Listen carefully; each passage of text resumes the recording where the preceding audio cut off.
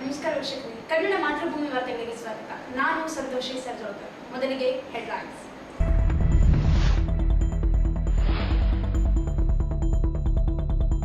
ಬುದ್ಧ ಗಯಾ ಬೌದ್ಧ ಧರ್ಮೀಯರಿಗೆ ನೀಡಲು ಆಗ್ರಹಿಸಿ ಪ್ರತಿಭಟನೆ.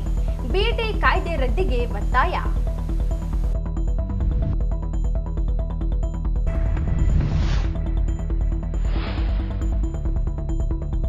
ಜೂನ್ 13ರಂದು ಹೋರಾಟಗಾರ ಚನ್ನಬಸವಪ್ಪ ಬೆಟ್ಟದೂರು ನೆನಪಿನ ದಿನಾಚರಣೆಗಳ ಅಧ್ಯಯನ ಶಿಬಿರ. ಚಾಮರಸ ಮಾಲಿ ಪಾಟೀಲ್.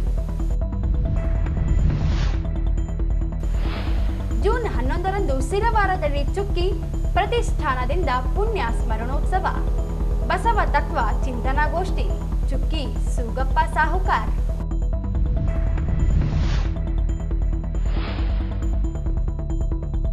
ಕೃಷಿ ವಿಶ್ವವಿದ್ಯಾಲಯ ಪ್ರಾಧ್ಯಾಪಕ ರಾಜೇಶ್ ಕುಮಾರ್ ಅವರಿಗೆ ಹೆಚ್ಚುವರಿ ನಿಯೋಜನೆ ರದ್ದಿಗೆ ಆಗ್ರಹಿಸಿ ಕಸ್ತೂರಿ ಜನಪರ ವೇದಿಕೆ ಮನವಿ. ವಾರ್ತೆಗಳ ವಿವರ. ಬೌದ್ಧ ಧರ್ಮೀಯರ ಪವಿತ್ರ ಸ್ಥಳವಾದ ಬುದ್ಧ ಗಯಾವನ್ನು ಬೌದ್ಧ ಧರ್ಮೀಯರ ಸುಪರ್ದಿಗೆ ನೀಡಬೇಕು. ಬಿಟಿ ಕಾಯ್ದೆಯನ್ನು ರದ್ದುಗೊಳಿಸುವಂತೆ ಆಗ್ರಹಿಸಿ ಬುದ್ಧ ಗಯಾ ಮಹಾಬೋಧಿ ವಿಹಾರ ಬಿಟಿ ಆಕ್ಟ್ 1949 ವತಿಯಿಂದ ಪ್ರತಿಭಟನೆ ನಡೆಸಿದರು. ನಗರದ ಬುದ್ಧ ವಿಹಾರದಿಂದ ಅಂಬೇಡ್ಕರ್ ವೃತ್ತದವರೆಗೆ ಮೆರವಣಿಗೆ ಮೂಲಕ ಆಗಮಿಸಿದ ಪ್ರತಿಭಟನೆ ನಡೆಸಿದರು. ಬುದ್ಧರಿಗೆ ಜ್ಞಾನೋದಯವಾದ ಸ್ಥಳವಾದ ಬುದ್ಧ ಗಯಾವನ್ನು ಬಿಟಿ ಕಾಯ್ದೆ ಅಡಿ 4 ಜನರು ಬುದ್ಧ ಧರ್ಮೀಯರು ಹಾಗೂ ಇತರೆ 4 ಹಿಂದೂ ಧರ್ಮದವರನ್ನು ನೇಮಿಸಲಾಗಿದೆ. ಸಂವಿಧಾನ ಜಾರಿಯಾದರೂ ಸಂವಿಧಾನ ಕಲಂ 13 ರದ್ದುಗೊಳಿಸದೆ ಬಿಜೆಪಿ, ಕಾಂಗ್ರೆಸ್, ಜೆಡಿಎಸ್ ಪಕ್ಷಗಳು ಬೌದ್ಧ ಧರ್ಮೀಯರಿಗೆ ಅನ್ಯಾಯ ಮಾಡುತ್ತಾ ಬಂದಿದ್ದಾರೆ ಎಂದು ದೂರಿದರು. ಬುದ್ಧ ಗಯಾವನ್ನು ಬುದ್ಧಸೂರ್ ಎಂದು ಬದಲಾವಣೆ ಮಾಡುವ ಹುನ್ನಾರ ನಡೆಸಿದ್ದು, ಬುದ್ಧ ಗಯಾವನ್ನು ಕಿತ್ತಿಕೊಳ್ಳುವ ಕುತಂತ್ರಗಳು ನಡೆಯುತ್ತಿದೆ ಎಂದು ಆಕ್ರೋಶ ವ್ಯಕ್ತಪಡಿಸಿದರು.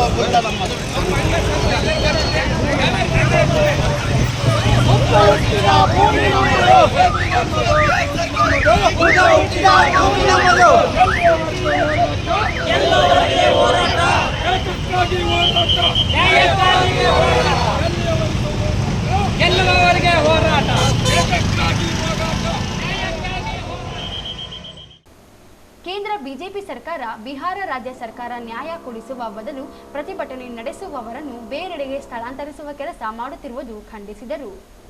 ದೇಶದ ಸಂವಿಧಾನ ಪ್ರಕಾರ ಸಿಖ್, ಮುಸ್ಲಿಂ ಹಾಗೂ ಹಿಂದೂ ಧರ್ಮದವರ ಪೂಜಿಸುವ ದೇವಸ್ಥಾನಗಳಲ್ಲಿ ಅದೇ ಧರ್ಮದವರಿಗೆ ಆಡಳಿತ ನಡೆಸಲು ಮಂಡಳಿಯಲ್ಲಿ ಪೂರ್ಣ ಅವಕಾಶ ನೀಡಲಾಗಿದೆ. ಆದರೆ ಬುದ್ಧ ಗಯಾದಲ್ಲಿ ಮಾತ್ರ ಬೌದ್ಧ ಧರ್ಮರೊಂದಿಗೆ ಹಿಂದೂಗಳನ್ನು ಸೇರಿ ವಂಚಿಸಲಾಗಿದೆ ಎಂದು ಆರೋಪಿಸಿದರು. ಕೂಡಲೇ ಬಿಟಿ ಕಾಯ್ದೆ ರದ್ದುಗೊಳಿಸಬೇಕು, ಬೌದ್ಧ ಧರ್ಮಕ್ಕೆ ಬಿಟ್ಟುಕೊಡಬೇಕು ಎಂದು ಒತ್ತಾಯಿಸಿದರು. ಬುದ್ಧನ ಮೂರ್ತಿಗೆ ಕುಂಕುಮ ಸೀರೆ ಉಳಿಸಿ ವಿಕೃತಗೊಳಿಸತಕ್ಕಂಥ ಬ್ರಾಹ್ಮಣ ಶಕ್ತಿಗಳಿಗೆ, ಬುದ್ಧನ ಮೂರ್ತಿಗಳಿಗೆ ಸೀರೆ ಉಳಿಸಿ ಕುಂಕುಮ ಹಚ್ಚಿ ವಿಕೃತಗೊಳಿಸತಕ್ಕಂಥ ಪುರೋಹಿತ ಶಾಹಿಗಳಿಗೆ, ಬೌದ್ಧ ಧರ್ಮಕ್ಕೆ ಅಪಚಾರ ಎಸಗಿರ್ತಕ್ಕಂಥ ಮನೋವಾದಿಗಳಿಗೆ ರದ್ದು ಮಾಡಿ ರದ್ದು ಮಾಡಿ ರದ್ದು ಮಾಡಿ ರದ್ದು ಮಾಡಿ ರದ್ದು ಮಾಡಿ ರದ್ದು ಮಾಡಿ ಬಿಟಿ ಆಕ್ಟ್ ರದ್ದುಪಡಿಸಿದ ಬಿಹಾರ ಸರ್ಕಾರಕ್ಕೆ, ಬಿಟಿ ಆಕ್ಟ್ ರದ್ದುಪಡಿಸಿದ ಬಿಹಾರ ಸರ್ಕಾರಕ್ಕೆ, ಚರ್ಚ್, ಮಂದಿರ, ಮಸೀದಿಗಳ ಮೇಲೆ ತಾರತಮ್ಯ ಮಾಡತಕ್ಕಂಥ ಕೇಂದ್ರ ಸರ್ಕಾರಕ್ಕೆ. ಈ ಸಂದರ್ಭದಲ್ಲಿ ಜಗನ್ನಾಥ್ ಸುಂಕಾರಿ, ರವೀಂದ್ರನಾಥ್ ಪಟ್ಟಿ, ಮಲ್ಲೇಶ್ ಕೊಲುಮಿ, ವಿಶ್ವನಾಥ್ ಪಟ್ಟಿ, ದೇವೇಂದ್ರಪ್ಪ, ಬಸವರಾಜ್, ತಿಮ್ಮಾರೆಡ್ಡಿ, ಶೇಖರ್ ರಾಂಪುರ್, ವೆಂಕಟೇಶ್, ಹನುಮಂತ ಸೀಕಲ್, ವಿಜಯ್ ಪ್ರಸಾದ್, ಕೆ ಯಲ್ಲಪ್ಪ, ಬಾಬು, ಅಮಿತ್ ಸುಂಕಾರಿ, ಗಣಪತಿ ಕುರುಡಿ, ರವಿ ದಾದಸ್, ವೆಂಕಟೇಶ್ ಅರೋಲಿ ಸೇರಿದಂತೆ ಅನೇಕರು ಇದ್ದರು. ಕರ್ನಾಟಕ ರಾಜ್ಯ ರೈತ ಸಂಘ ಜಿಲ್ಲಾ ಘಟಕದಿಂದ ವೈಚಾರಿಕ ಬರಹಗಾರ, ಕರ್ನಾಟಕ ಏಕೀಕರಣ ಮತ್ತು ರೈತ ಹೋರಾಟಗಾರ ಚನ್ನಬಸವಪ್ಪ ಬೆಟ್ಟದೂರು ಅವರ ನೆನಪಿನ ದಿನಾಚರಣೆ ಹಾಗೂ ಅಧ್ಯಯನ ಶಿಬಿರ ಕಾರ್ಯಕ್ರಮವನ್ನು ಜೂನ್ 13ರಂದು ಬೆಳಿಗ್ಗೆ 10:30ಕ್ಕೆ ನಗರದ ಕೃಷಿ ವಿಜ್ಞಾನಗಳ ವಿಶ್ವವಿದ್ಯಾಲಯದ ಪ್ರೇಕ್ಷಾಗೃಹದಲ್ಲಿ ಹಮ್ಮಿಕೊಳ್ಳಲಾಗಿದೆ ಎಂದು ಸಂಘದ ರಾಜ್ಯ ಗೌರವಾಧ್ಯಕ್ಷ ಚಾಮರಸ ಮಾಲಿ ಪಾಟೀಲ್ ಹೇಳಿದರು. ಅವರಿಂದು ಮಾಧ್ಯಮಗೋಷ್ಠಿಯನ್ನು ಉದ್ದೇಶಿಸಿ ಮಾತನಾಡಿ, ಅಂದು ಕಾರ್ಯಕ್ರಮದ ಉದ್ಘಾಟನೆಯನ್ನು ಹೈದರಾಬಾದ್ ಕರ್ನಾಟಕ ಜನಾಂದೋಲನ ಕೇಂದ್ರದ ಸಂಸ್ಥಾಪಕ ಅಧ್ಯಕ್ಷ ರಾಘವೇಂದ್ರ ಕುಷ್ಟಗಿ ಅವರು ನೆರವೇರಿಸಲಿದ್ದಾರೆ. ಸದಸ್ಯತ್ವ ನೋಂದಣಿಗೆ ಮೇಲುಕೋಟೆ ಶಾಸಕ ದರ್ಶನ್ ಪುಟ್ಟಣ್ಣಯ್ಯ ಚಾಲನೆ ನೀಡಲಿದ್ದಾರೆ ಎಂದು ತಿಳಿಸಿದರು. ಕಾರ್ಯಕ್ರಮದ ಅಧ್ಯಕ್ಷತೆಯನ್ನು ಸಂಘದ ಹಿರಿಯ ಉಪಾಧ್ಯಕ್ಷ ಅಮರಣ್ಣ ಗುಡಿಹಾಳ್ ಅವರು ವಹಿಸಿಕೊಳ್ಳಲಿದ್ದು, ಸಂಘದ ರಾಜ್ಯ ಕಾರ್ಯಾಧ್ಯಕ್ಷ ಜೆಎಂ ವೀರಸಿಂಗಯ್ಯ ಚನ್ನಬಸವಪ್ಪ ಅವರ ಕುರಿತು ಮಾತನಾಡಲಿದ್ದಾರೆ. ಕಾರ್ಯಕ್ರಮದಲ್ಲಿ ಅನೇಕ ಹೋರಾಟಗಾರರು, ಗಣ್ಯರು ಭಾಗವಹಿಸಲಿದ್ದಾರೆ ಎಂದು ತಿಳಿಸಿದರು. ಕಾರ್ಯಕ್ರಮದ ಉದ್ಘಾಟನೆ ನಂತರ ತುಂಗಭದ್ರಾ ಎಡದಂಡೆ ಕಾಲುವೆ ಹಾಗೂ ನಾರಾಯಣಪುರ ಬಲ ಹಾಗೂ ಎಡದಂಡೆ ನಾಲೆಯ ಸಮಸ್ಯೆಗಳು ಮತ್ತು ಪರಿಹಾರದ ಕುರಿತು ವಿಚಾರಗೋಷ್ಠಿ ನಡೆಯಲಿದ್ದು, ವಿಷಯವನ್ನು ಕೃಷಿ ಬೆಲೆ ಆಯೋಗದ ಮಾಜಿ ಅಧ್ಯಕ್ಷ ಹನುಮನಗೌಡ ಬೆಳಗುರ್ಕಿ ಅವರು ಮಂಡಿಸಲಿದ್ದಾರೆ. ಗೋಷ್ಠಿಯ ಅಧ್ಯಕ್ಷತೆಯನ್ನು ಸಂಘದ ರಾಜ್ಯ ಮಹಿಳಾ ಅಧ್ಯಕ್ಷೆ ನಾಗರತ್ನಮ್ಮ ಪಾಟೀಲ್ ವಹಿಸಿಕೊಳ್ಳಲಿದ್ದಾರೆ ಎಂದರು. ರಾಯಚೂರು ಜಿಲ್ಲೆಗೆ ರೈತ ಸಂಘವನ್ನು ಸ್ಥಾಪನೆ ಮಾಡಲಿಕ್ಕೆ ಕಾರಣರಾದಂಥ ಚನ್ನಬಸಪ್ಪ ಬೆಟ್ಟದೂರು ಅವರ ನೆನಪಿನ ದಿನಾಚರಣೆಯ ಅಂಗವಾಗಿ 2 ಪ್ರಮುಖ ವಿಷಯಗಳ ಬಗ್ಗೆ ವಿಚಾರ ಸಂಕಿರಣವನ್ನು 13ನೇ ತಾರೀಕು ನಾವು ಕೃಷಿ ವಿಶ್ವವಿದ್ಯಾಲಯದ ಪ್ರೇಕ್ಷಾಗೃಹದಲ್ಲಿ ಏರ್ಪಾಡು ಮಾಡಿದ್ವಿ. ಮೊದಲನೇ ಗೋಷ್ಠಿ ಬಹಳಷ್ಟು ಏನಂದ್ರೆ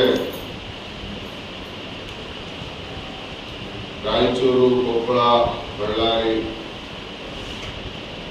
ಜಿಲ್ಲೆಗೆ ನೀರಾವರಿಗೆ ಸಂಬಂಧಪಟ್ಟಂತ ತುಂಗಭದ್ರಾ ಎಡದಂಡೆ ನಾಲೆ ಸಮಸ್ಯೆಗಳು ಮತ್ತು ಪರಿಹಾರ ಅಂತೇಳಿ ಒಂದು ವಿಷಯ, ಜೊತೆಗೆ ನಾರಾಯಣಪುರ ಬಲದಂಡೆ ಮತ್ತು ಎಡದಂಡೆ ನಾಲೆಯ ಸಮಸ್ಯೆಗಳು, ಒಟ್ಟಾರೆ ಇಲ್ಲಿ ಬರ್ತಕ್ಕಂಥ ಸಮಸ್ಯೆಗಳ ಬಗ್ಗೆ ಇಲ್ಲಿ ಕೆಲಸ ಮಾಡಿದಂತ ಒಬ್ಬ ಮುಖ್ಯ ಇಂಜಿನಿಯರ್ ಆದಂತ ವಿ.ಪಿ. ಉದ್ಯಾಳ ಅವರನ್ನ ನಾವು ಸಂಪರ್ಕ ಮಾಡಿ ಬರಲಿಕ್ಕೆ ವಿನಂತಿ ಮಾಡಿಕೊಂಡು ಅವರು ಒಪ್ಪಿಕೊಂಡಿದ್ರು. ಆದರೆ ಅವರಿಗೆ ದಿಢೀರ್ ಅಂತೇಳಿ ಆರೋಗ್ಯ ಸಮಸ್ಯೆ ಆಗಿ ಬೆಂಗಳೂರಿನಲ್ಲಿ ಅಡ್ಮಿಟ್ ಆಗಿದ್ದಾರೆ. ಅದಕ್ಕೆ ಆ ಕಾರಣಕ್ಕಾಗಿ ಇಷ್ಟೊತ್ತಿಗೆ ಇದೆಲ್ಲ ಮುದ್ರಣ ಆಗೋಗಿತ್ತು, ಅವರು ಬರಕ್ ಆಗ್ತಿಲ್ಲ ಅಂತೇಳಿ ಆ ವಿಷಯವನ್ನ ಕೃಷಿ ಬೆಲೆ ಆಯೋಗದ ಮಾಜಿ ಅಧ್ಯಕ್ಷರಾದಂತ ಹನುಮನಗೌಡ ಬೆಳಗುರ್ಕಿ ಅವರು ಮಾತಾಡ್ತಾರೆ.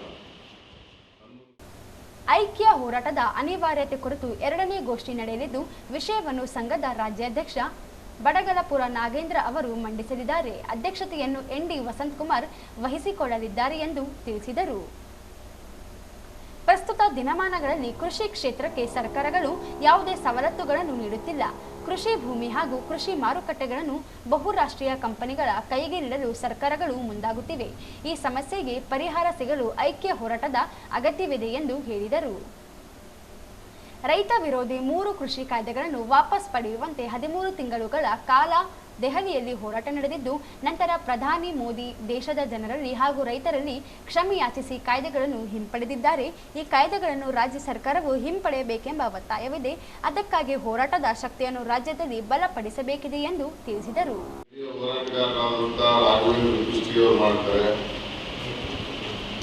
ಸದಸ್ಯತ್ವ ಇವತ್ತು ಬಹಳ ರೈತ ಸಂಘಕ್ಕೆ ಬೇಕಾದಂಥದ್ದು ಸದಸ್ಯತ್ವ ಪ್ರತಿ ಜಿಲ್ಲೆಯಲ್ಲಿ ನಾವು ಈಗಾಗಲೇ ಮಾಡ್ತಾ ಇದ್ದೀವಿ. ಇಲ್ಲಿ ಏನಂತಂದ್ರೆ ಆ ಒಂದು ಸದಸ್ಯತ್ವ ಅಭಿಯಾನಕ್ಕೆ ಚಾಲನೆ ಕೊಡಲಿದ್ದಾರೆ ನಮ್ಮ ಮೇಲುಕೋಟೆ ಶಾಸಕರಾದಂಥ ದರ್ಶನ್ ಪುಟ್ಟಣ್ಣಯ್ಯ. ಈ ಒಂದು ಗೋಷ್ಠಿಯ ಅಧ್ಯಕ್ಷತೆ ನಮ್ಮ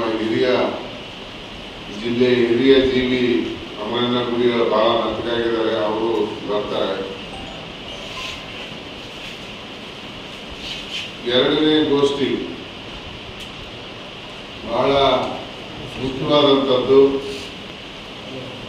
ಇವತ್ತು ಕೇಂದ್ರ ಮತ್ತು ರಾಜ್ಯ ಸರ್ಕಾರಗಳು ಯಾವುದೇ ರೀತಿಯ ಬಹಳ ವಿಶಾಲವಾದಂತಹ ಕೃಷಿ ಕ್ಷೇತ್ರದ ಬಗ್ಗೆ ಸರಿಯಾದ ರೀತಿಯಲ್ಲಿ ಸ್ಪಂದಿಸ್ತಾ ಇಲ್ಲ.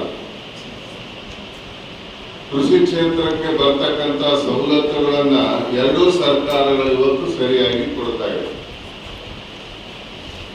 ಮತ್ತು ಬದಲಾಗಿ ಏನಂದ್ರೆ ರೈತ ವಿರೋಧಿ ಕಾನೂನುಗಳನ್ನ ಜಾರಿಗೆ ತಂದು ಕೃಷಿ ಭೂಮಿಯನ್ನ, ಕೃಷಿ ಮಾರುಕಟ್ಟೆಯನ್ನ ಸಂಪೂರ್ಣ ಏನಂತಂದ್ರೆ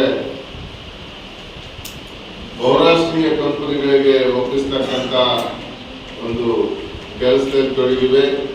ಅವ್ರ ವಿರುದ್ಧ ಸಂಘಟಿತ ಹೋರಾಟ ಇವತ್ತು ಬಹಳ ಅಗತ್ಯತೆ ಇದೆ.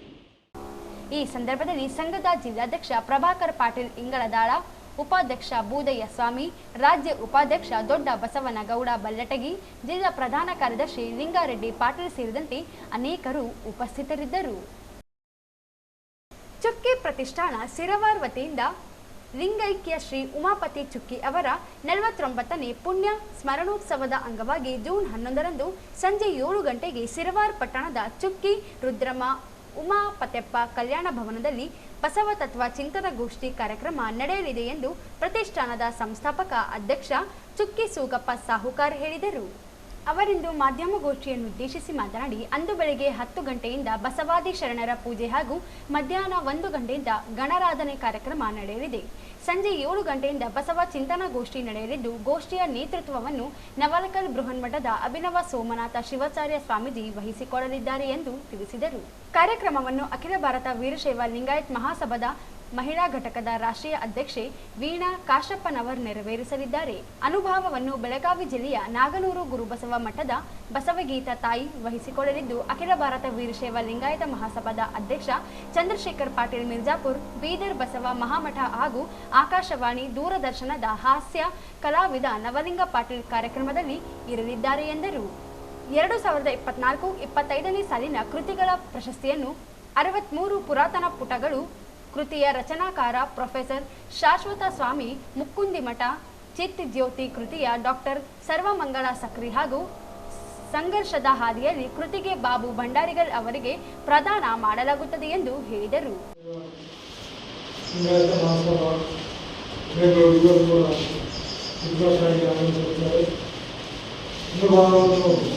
ಪೂಜ್ಯ ಶ್ರೀ ಬಸವಗೀತ ತಾಯಿಯವರು ಗುರುಬಸವ ಮಠ ನಾಗನೂರು ಬೆಳಗಾವಿ ಜಿಲ್ಲೆ ಇವರು ಅನುಭವವನ್ನು ಮಾಡ್ತಾ ಇದ್ದಾರೆ. ಅಧ್ಯಕ್ಷತೆಯನ್ನು ನಾಳೆ ವಹಿಸಿಕೊಂಡಿದ್ದೀವಿ. ಉಪಸ್ಥಿತಿ ಶ್ರೀ ಚಂದ್ರಶೇಖರ್ ಪಾಟೀಲ್ ಮಿರ್ಜಾಪುರ್ ಅಧ್ಯಕ್ಷರು, ಅಖಿಲ ಭಾರತ ವೀರಶೈವ ಲಿಂಗಾಯತ ಮಹಾಸಭಾ ಜಿಲ್ಲಾ ಘಟಕ ಅಧ್ಯಕ್ಷರು ಹಾಗೂ ಶ್ರೀ ನವಲಿಂಗ ಪಾಟೀಲ್ ಆಕಾಶವಾಣಿ ಮತ್ತು ದೂರದರ್ಶನದ ಹಾಸ್ಯ ಕಲಾವಿದರು, ಬಸವ ಮಹಾಮಠ ಬೀದರ್ ಇವರು ಕೂಡ ಆಗಮಿಸುತ್ತಾರೆ.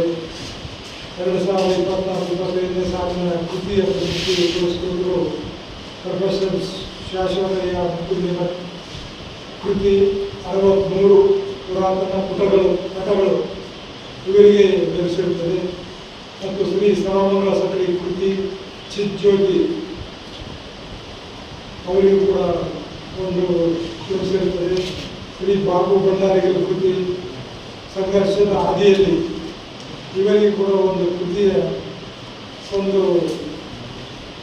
ಸನ್ಮಾನ ಮತ್ತು ಸಂಭಾವನೆಗಳು ಕೊಡ್ತಾ ಇದ್ದೀವಿ ಅವರೆಲ್ಲ ಸಾಹಿತಿಗಳಿಗೆ. ಮತ್ತು ಈ ಕಾರ್ಯಕ್ರಮವನ್ನು ಸರ್ವಾರ್ ಚುಕ್ಕಿ ಪ್ರತಿಷ್ಠಾನ ವತಿಯಿಂದ ಲಿಂಗೈಕ್ಯ ಉಮಾಪತಿ ಮತ್ತು ರುದ್ರಮ್ಮ ಕಲ್ಯಾಣ ಮಂಟಪದಲ್ಲಿ ಜರುಗುತ್ತಿದೆ. ಈ ಪ್ರತಿ ವರ್ಷದಂತೆ ಈ ವರ್ಷ 49ನೇ ಒಂದು ಪುಣ್ಯ ಸ್ಮರಣೋತ್ಸವ ಕಾರ್ಯಕ್ರಮ ಸರ್ವಾರದಲ್ಲಿ ನಡೀತಾ ಇದೆ. ಮುಂದಿನ ವರ್ಷ 50ನೇ ವರ್ಷ ಕಾರ್ಯಕ್ರಮ ಇರುತ್ತದೆ.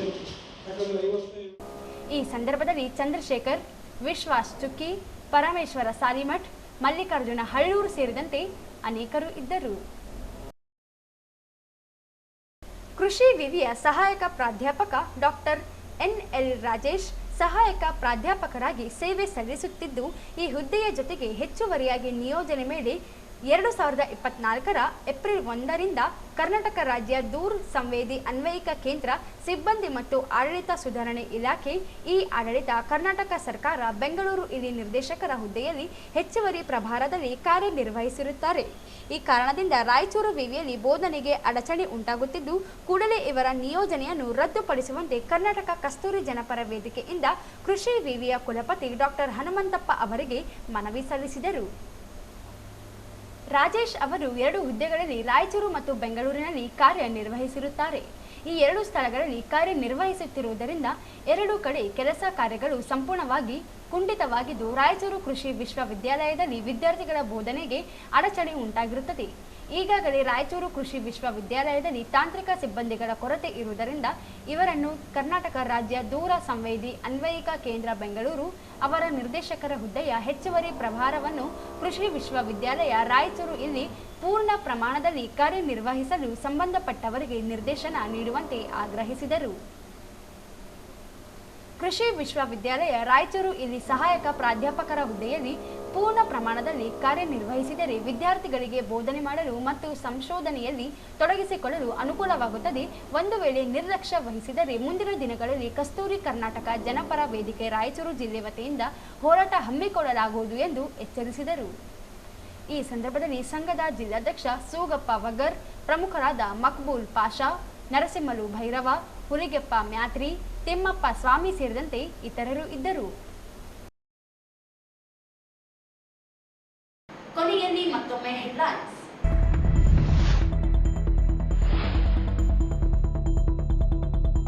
ಬುದ್ಧ ಗಯಾ ಬೌದ್ಧ ಧರ್ಮೀಯರಿಗೆ ನೀಡಲು ಆಗ್ರಹಿಸಿ ಪ್ರತಿಭಟನೆ, ಬಿಟಿ ಕಾಯ್ದೆ ರದ್ದಿಗೆ ಒತ್ತಾಯ.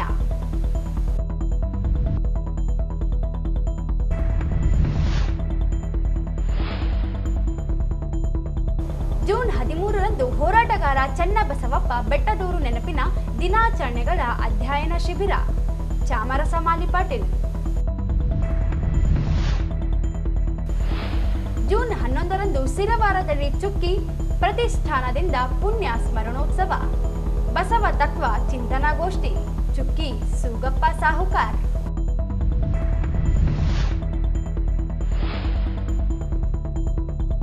ಕೃಷಿ ವಿಶ್ವವಿದ್ಯಾಲಯ ಪ್ರಾಧ್ಯಾಪಕ ರಾಜೇಶ್ ಕುಮಾರ್ ಅವರಿಗೆ ಹೆಚ್ಚುವರಿ ನಿಯೋಜನೆ ರದ್ದಿಗೆ ಆಗ್ರಹಿಸಿ ಕಸ್ತೂರಿ ಜನಪರ ವೇದಿಕೆ ಮನವಿ. ಇಲ್ಲಿಗೆ ವಾರ್ತೆಗಳ ಪ್ರಸಾರ ಮುಕ್ತಾಯವಾಯಿತು. ಮುಂದಿನ ವಾರ್ತೆಗಳೊಂದಿಗೆ ಮತ್ತೆ ಭೇಟಿಯಾಗೋಣ. ವಂದನೆಗಳು.